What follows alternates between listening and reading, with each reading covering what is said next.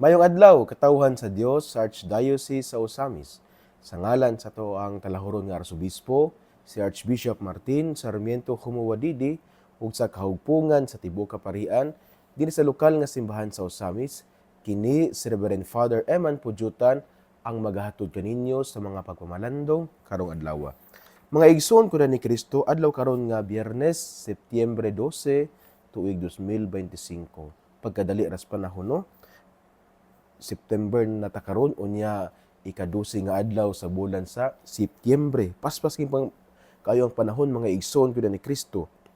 O karong adlaw akong pagtimbaya sa tanan nga naminaw, sa tanan nga naka-tune in sa AM 657, sa FM 100.7 ug sila nga naglantaw sa FB Live sa FB page sa GXTD. Ako day pod nga belated nga birthday greetings ngadto kang Sir Jerry Tautuan, ang papa ni Father Jerry Lawrence Tautuan, nga kagahapong adlaw, September 11, nagasaulog siya sa iya ang ika-63 nga birthday. Busa kang Sir Jerry Tautuan, happy 63rd birthday kanimo, no? Belated happy birthday kanimo kagahapong adlaw. Ako di usab nga pagtimbaya ngadto kang Dr. Tim Uzaraga o kang Dr. Alma Uzaraga nga nindot kayo ang amo ang pagresibi kagahapon sa imahen sa pilgrim image sa Immaculate Heart of Mary sa Pontevedra. Dito na mo giresibi sa ilaang ospital. Unya dakan po kayo ang tao ang nanimba. Unya na po yung mga tao nga nag-vigil. Kami sa uban sa mga parokyano, after sa mass na may giandam nga panihapon silang doktor. And then after sa panihapon, nag-ampo mi sa Santos nga Rosario, unya nag-awit po mi og mga Marian songs.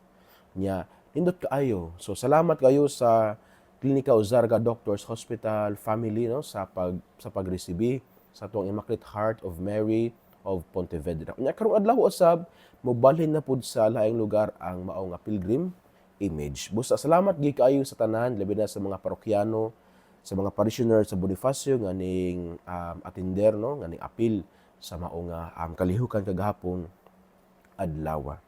Pangigsoon ning adlaw nga Biyernes, September 12, 2025, ang atong ebanghelyo atong pagakutloon sumala sa ebanghelyo ni San Lucas.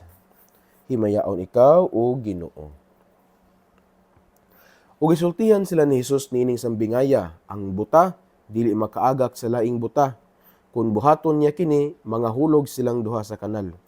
Walay tinun-an nga labaw sa iyang mga magtutudlo, apan kun ang tinun-an makatapos na sa iyang pagtuon, mahisama siya sa iyang magtutudlo. Nganong nagtan-aw ka man sa puling sa imong isig katawo, apan wala mo tagda ang truso diha sa imong mata. Unsaon mo man pag-ingon sa imong isig katawo, ambi, ako'y pakuhaa sa imong puling. Nga wala ka man gani makakita sa truso nga anaa sa imong mata. Maot, kuhao na ang truso nga anaa sa imong mata aron makakita kapag ayo ug makuha mo ang puling sa imong isig katawo. Ang ebanghelyo sa Ginoo. Daygon ikaw o Kristo. Ngigsuon ning adlaw nga Biyernes, September 12, 2025, ang atuang ebanghelyo atong gikutlo sumala sa ebanghelyo ni San Lucas kapitulo 6 bersikulo 39 hangtod sa 42. Diin usagid kini ka ang atong ebanghelyo karong adlaw, usagid kini ka pahimangno alang kanatong tanan.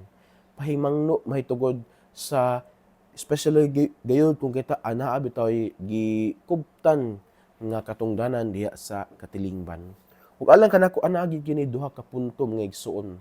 Punto pamalandong. Una, kini unang bahin sa ebanghelyo nga nag-ingon nga ang buta dili makaagak sa buta.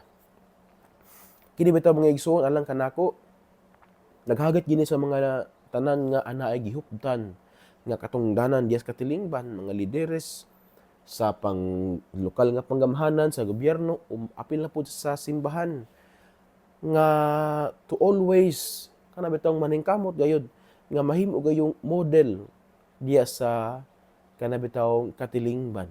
Modelo sa pagkabuutan, modelo sa pagkakugihan, modelo sa pagkamaayo diya sa katilingban. Kay ngano man, kay ang prophetic gayo si Saint Paul VI, no, mga igsoon ko na ni Kristo. Ingon siya, modern man listens na to teachers but to witnesses. Nga ang tawo kuno maminaw gina sila, dili naman sila maminaw sa mga magtutudlo, maminaw sila sa mga kana bitawng naay gibilin nga testimonyo diha sa katilingban. Precisely because of this, nga si Kristo nagtudlo kanato karong adlaw, nga ang buta dili makaagak sa buta. Nga nag-encourage kanato si Kristo nga kitang tanan unta, especially sa mga leaders, mahimo gayong modelo sa mga hiyas, modelo sa virtues diha sa katilingban. For example, mga igsuon, na usa ka leader sa katilingban nga nagsangyaw, nagpreach nga kinahanglan kita mahimong manggihatagon. Pero siya mismo sa iyang kagalingon, hakog siya. Mutuo ka ata niya? Dili. Kaya ang buta, dili makaagak sa buta. Kung usa ka tawo naghisgot nga kinahanglan niya kita kana bitawng magpahina ta karong Sabado o ugmang adlaw Sabado magpahina ta sa atong purok.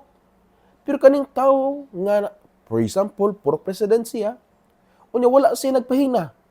Sa adlaw nga magpahina didto ang tanan, pero wala ang purok ang kaning purok president. Tungod kanay lain ko nang gilakaw mo ni muna. Manguli ganang iyang mga kasakop sa purok. Nga naman kay ang presidente wala. Kung nausa ka tawo diya sa katilingban nga nag-ingon nga kinahanglan nga kanibitong dili tak mahimong kurakot. Pero number one, dahil sa pinakakurap ng opisyal, moto ka niya ang mga tao? Dili. Kay sa lingwahe pa ni Kristo, ang buta, dili gayud makaagak sa buta. Because we need to lead. Leader ba? To lead not by words, but by examples. Kay ang atong mga buhat, maghatag og kahayag. Ang atong pulong nga walay buhat, ang gihatag ana dili gayod kahayag. Mao nang nindot kayo ang mensahe ni Kristo mga igsuon niining adlaw nga Biyernes, September 12. Una gayod is kinahanglan ang mga lideres sa katilingban mahimo gay silang modelo. Unya maglantaw ta sa nahitabo sa tong nasod karon, iampo na lang gyud nato. Paita. Pero kinahanglan nato i-pinpoint pud ang masala no. Muna atong iampo ang ongoing nga investigation nga makabot unta gyud ang kamatuoran. Kahastang paita mga igsuon. Ako bitaw no diri sa parokya sa Bonifacio, sa parokya ni Señor San Vicente Ferrer. Sige man ko diri og kana bitawng kanang naga Holy Spirit Mass man ko dinhi sa mga atong tulungaan. Nya grabe pud ang kana bitawng ang ubang mga tulungaan bitaw kay karaan ang classrooms. Unya atong dili pa semento ang pathway, ang agianan ba sa mga bata. Unya nangutan ko sa mga unya ang uban kay wala dili bitaw kaayo ingana ka furnished ang mga principal's office. Unya wala kay mga function room ang mga eskwelahan. Nangutan ko sa kana bitong unya giunsan ni paghimo kani mo na. Ang gitubag ra gid sa mga principal at sa mga maestra is pasalamat mi sa PTA, Parents Teachers Association, Parents Teachers Association, PTA. Kay kung wala ang PTA father, dili gyud nato matukod ni. Asa man ang gobyerno? Og kabahin sa edukasyon, gamay ra kayo in taon ang budget.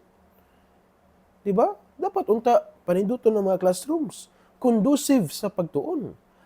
Dapat unta ilang increase ang tabang nila sa mga private schools. Well, ginkay naman salamat kay pero dapat kulang pagid sa mga igsoon kada ni Kristo. Unya, ang mga classrooms, principal's office dapat tarungon gid siya. Unya, ang mga facilities sa mga bata dapat kada bitong hatagan gid sa quality nga mga facilities. Labo bitaw mga flood control nga project, paspas kay pirma. Kada nang kabahin sa edukasyon, hastang dugaya kaayo. So muna mga igsuon no. Wala ko nasuko ang ako is nagstorya lang ko sa ko pud nga naobserbahan ba og sa ko opinion nga kabay kung maghisgot og edukasyon hinay kayo ang atong gobyerno. Pero og mga flood control paspas kayo murag baha gyud. Unya wala na kaya mo dili na makontrol ang flood. Flying based flood control project dili naman lahi man ang i-control dili man ang flood no. So again mga igsoon ko ni Kristo. First point sa atong ebanghelyo is that ang mga lideres dapat untas katilingban sa gobyerno o sa simbahan, modelo unta gayud. Sa pagkamaayo, sa pagkabuutan. Kay ang buta dili gayud makaagak sa isig ka buta. Ikaduha mga igsoon ko ni Kristo nga punto nga pwede natong mapamalandungan sa ebanghelyo kani yung giingon diri ni Kristo nga nganong nagtan-aw man ka sa puling sa imong isig katawo, sa mata sa imong isig katawo, nga wala ka nakakuha sa troso nga naa sa imong mata. Grabe ang image nga gigamit ni Kristo, mga igsoon ko ni Kristo, no? Kani ba ito yung gingon diri nga mga troso? Tiyan mo na nga nakay-troso sa imong mata. Hastang dako ba ka ng troso niya bisan pagbudlag kag mata, dako kay troso dili masigo ay. Pero gigamit kini Kristo sambingay tungod kay gusto kitang tudluan ni Kristo nga kinahanglan sa atong kinabuhi naagid tay self-check ba, especially sa tuang moral life. Kinahanglan gyud i-check ato atong kaugalingon matag adlaw. Kanato especially sa kanang giunsa nato pagsulod ang mga pulong sa Ginoo, ang mga sugo sa Dios, how we deal with others. Nung sa seminaryo sa una, kabahin gid sa mga formation, kana bitong karon usab sa among prayer, nagigitawag nato og kani bitong examination of conscience. Nya na nga tay mga igsoon, mahitabo na sa panahon sa night prayer before may mga tulog, nagigitawag nga examination of conscience. Kana bitong imo bitong ibalik lantawon ang imo ang gibuang buhat ani niining adlaw, unya imong lantawon kung asa ka bahin nakasala, asa ka bahin nasayop, asa ka wala nakatuman sa pulong sa Ginoo, asa ka nakapasakit sa isig katawo. Self-check man na siya. Nga naman, kay ang naay truso sa iyang mata, sa lingwahe pa ni Kristo, dili pwedeng moingon nga kuhaan ng puling sa mata sa isig katawo. Kaya wala gani sa kabantay sa truso, sa mata sa puling sa isig katawo nga. Kung i-compare nimo gamay ba kanang puling niya dako ang truso, di ba? Mga igsuon. So again, second point sa itong pamalandong karon mga igsuon. Self-check. Itong i-check atong kagalingon, asa na tadapit sa ato ang moral life. Basin biya ug maayo na ta mo pinpoint sa sala sa uban, unya sa itong kagalingon nga sala, defensive kayo ta. Basin biya ang hinungdan nato nganong kita kusog kayo ta mang marites, kusog kayo ta mang libak sa uban, kusog kayo nato pakadak-an ang sayop sa uban, basin biya og sa itong kagalingon, ato ni siyang method as self-defense. Munang ato na lang ibandera, itrumpeta, itrumpa ang sala sa uban tungod kay mahadlok tang mahibal-an ang atua. Again mga igsuon, ingon si Kristo, ang dili ka pwede makaingon sa nga imong kuhaon ang puling sa imong isig katawo nga naa sa imong mata kung wala ka nakakuha sa truso nga anaa sa imong kagalingong mata. Because ang importante gayon is self-check. I-check atong kagaling kung asa na ta.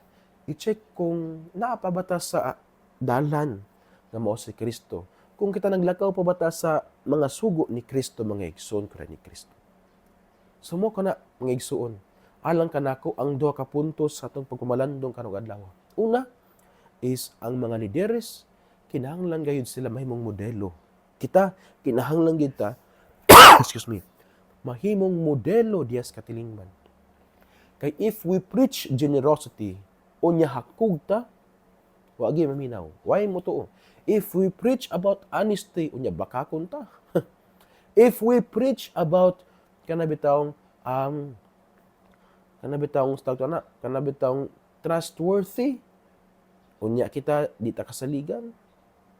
If we preach about love, na kita kusugit ang mudumot, wagyoy mo to nato. Kay our Lord Jesus Christ said in our gospel, ang buta dili makaagak sa buta. Second point mga igsuon is that kinahanglan nga matag adlaw before ta matulog na gitay self-check. Ito i-check atong kagalingon. Kung asa ta nasayop, kung unsa itong nabuhat kanang adlaw nga nakapasakit kita. And then mangayo sa Ginoo pasaylo, mangumpisal.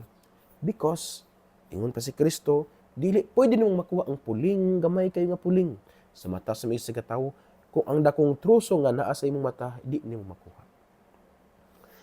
Kay gisuon dinhin nala kukutob sa akong pagpamalandong karon ato hinumduman nga ang maayong balita nga maong pulong sa atong Ginoo angay gyud gayud nga paningkamutan nato nga puy-an, ampuan.